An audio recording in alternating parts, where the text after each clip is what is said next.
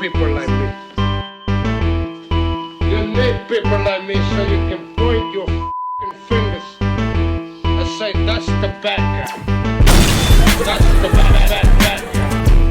That's the bad guy. That's the bad guy. That's the bad guy.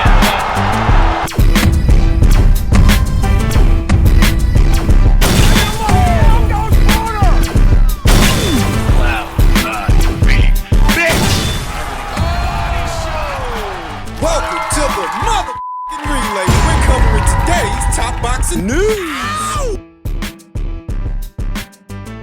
Okay, we'll start with this. Brian Norman Jr., ahead of his fight with Jin Sasaki, says, if I move up in weight, it's only because I ran out of bodies. What is his reaction to the news that Jaron Ennis will be leaving 147? While rumors swirl of his high-profile divisional rival set to move on, Brian Norman Jr. has no plans to jump around in weight. I've got bad news for the other welterweights. I'm very comfortable in this division, Norman told Boxing Scene. I'm gonna be here for a good time. If I move up from 147, it would only be because I ran out of bodies. For now, the unbeaten WBO welterweight champion is fully focused on his next challenger. Norman, 27-0 with 21 KOs, will attempt the second defense of his title against free-swinging Jin Sasaki, 19-1 with 1 draw, 17 knockouts. Their scheduled 12-round title fight will headline a June 19th ESPN Plus stream from Oda City General Gymnasium in Sasaki's hometown of Tokyo, Japan. The bout comes as there exists a strong possibility of a void atop the division. Jaron Ennis, 34-0 with 30 KOs, is the current lineal WBA and IBF welterweight champion. Eddie Hearn, Ennis' promoter, recently told promoters that his charge plans to move up to junior middle, though Ennis, a 27-year-old Philadelphian, has yet to confirm.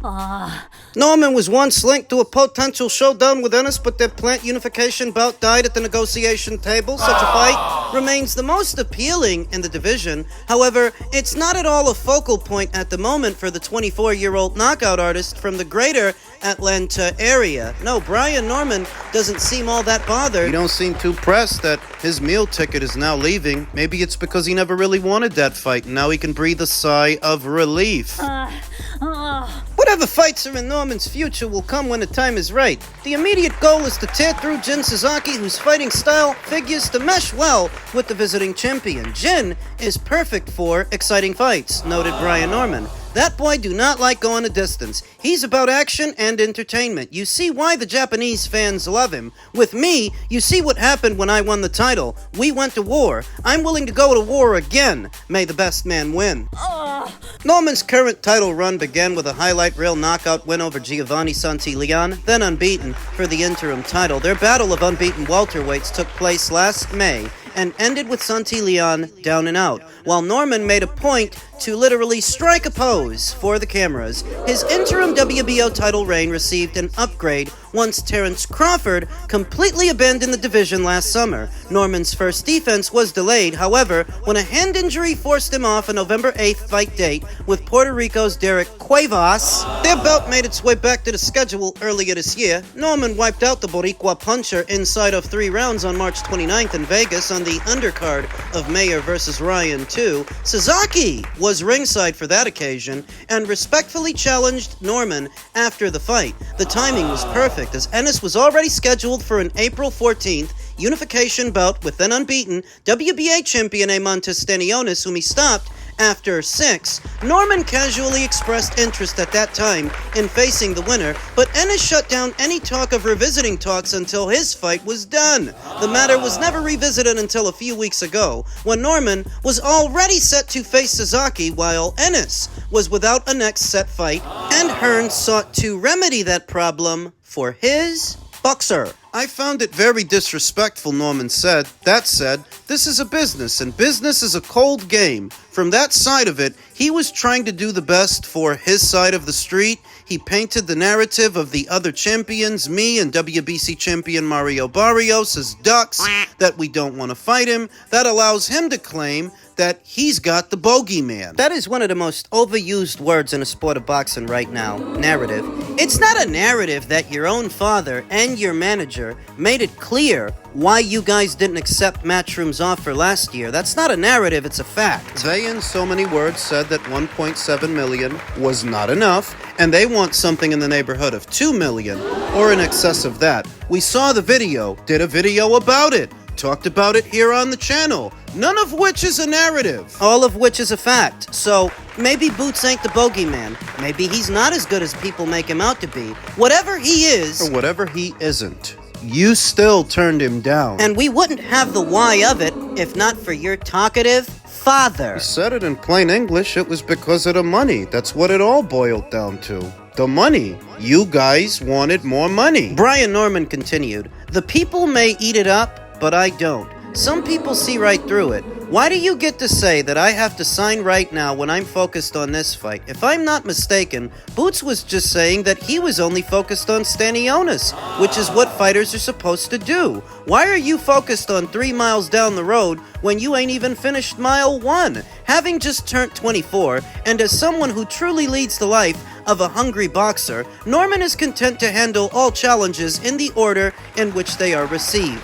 After all, he's not the one going anywhere. I'm focused on my fight June 19th, Norman pointed out. By June 20th, we can get to talking. Right now, I'm focused on my mission." So maybe he's a wide-eyed optimist, and maybe him and his team are thinking to themselves, without Jaron Ennis here, we've pretty much got the run of the place, because we can beat all of these guys. We can beat Rolly, we can beat Ryan, Devin. This is what they're telling themselves. We can beat Manny, we can beat Mario, Tio, we can beat them all. So long as we don't have Jaron Ennis around, we got the run of the place. This is what they're telling themselves. While their meal ticket sails off into the sunset, the proverbial gravy train has left the station, and you meant to miss it. Don't expect any of those aforementioned fighters to take an interest in you or your brown belt. They don't care. I see so many people bring up Brian Norman's age that, well, he is young, he's only 24, he's got a lot of time, but his age relative to his options is irrelevant.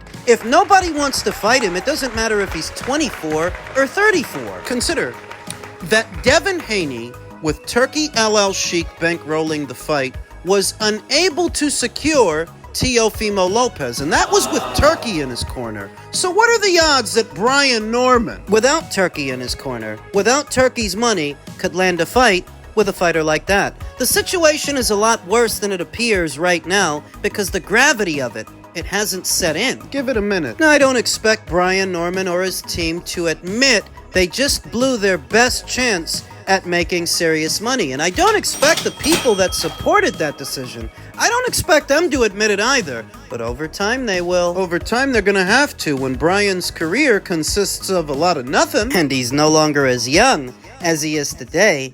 You'll see. In men's middleweight news, Chris Eubank Jr.'s weight cut to be scrutinized next month. Issues surrounding Chris Eubank Jr.'s publicized weight cut, and indeed his alleged use of a sauna, are set to be placed under the microscope in July. The 35-year-old documented snippets of his own weight-making process on April 25th, elevating concerns ahead of a blockbuster showdown with Conor Benn.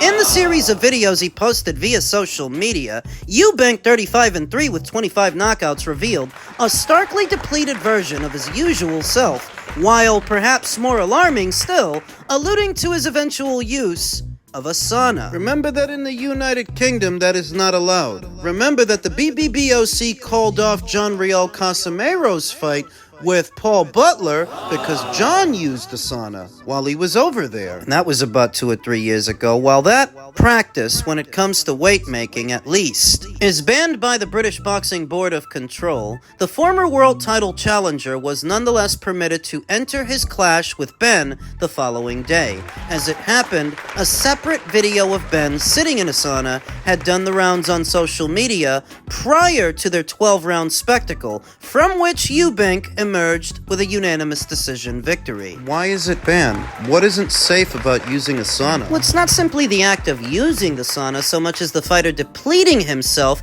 to then go get punched on by some guy. That is the school of thought. It was Eubank who ultimately faced a formidable challenge while boiling down to a weight of 160. Soon after, he was then compelled to keep below a rehydration cap of 170 at his second day weigh-in. Yet it appeared that His initial attempt to meet the middle weight limit represented a more grueling battle. Either way, the BBBOC General Secretary Robert Smith has confirmed that Eubank must appear before the board next month when conversations regarding his weight-making process, possible use of a sauna, and social media activity are expected to take place. One is left to wonder, if it's that goddamn hard for Chris to make 160, why don't he just go up to 168? Well, remember that he used to campaign up there, and, George Groves took him to school. Mr. Eubank has been called to appear before the Southern Area Council of the BBBOC to discuss that matter, which will be dealt with in July, Smith told Boxing News. There are two scenarios with regards to saunas.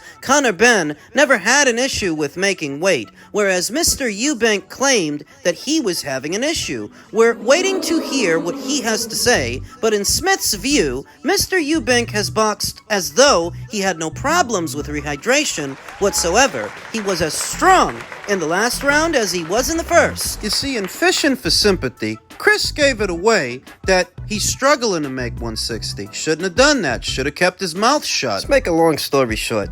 You can't feel too bad for Chris, because whether it was Conor Benn or somebody else, he was going to have to go through the same thing. The other options that were on the table, like Erislandy Lara for the WBA title, or Hamza Shiraz for a few $1 million, those fights would have required Chris to make 162. So, either way, he was going to have to labor to get down there. The only element of the weight that was unique to the Conor Benn case was the rehydration cap. But perhaps if you weren't fighting a smaller fighter that was moving up in weight, you wouldn't have had to deal with that. Everything the BBBOC is addressing, well, all of that pertains to how Chris got down to 160. That's what they're talking about, and it would seem he was going to have to do that anyway. I wonder how all of this affects the potentiality of a second fight, because I'm pretty sure Chris doesn't want to have to go through that again, and he did win their initial meeting, so does that empower him to have the weight augmented more to his liking, to a weight of his choosing? The rematch isn't made yet, after all. It's not official,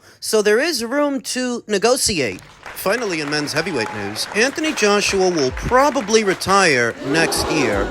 Was he overrated? Eddie Hearn expects Anthony Joshua to retire next year. As we look at his legacy, Joshua has been credited with bringing back big-time boxing to the UK, which has made him one of the most lucrative boxers in the sport. He has come a long way since his major breakthrough at the London 2012 Olympics. Joshua won the gold medal in the super heavyweight division, beating Roberto Camilleri in the final. He's also secured a 2011 IEBO World Boxing Championships silver medal in the same weight class, as the Amateur Foundation landed him a pro career. Joshua would go on to become a two-time unified heavyweight world champion, holding both the IBF, WBA, IBO, and WBO titles on two separate occasions. He won his first world title by stopping Charles Martin to win the IBF title in 2016 in just his 16th professional fight. That was followed by his biggest win, stopping Vladimir Klitschko to unify the IBF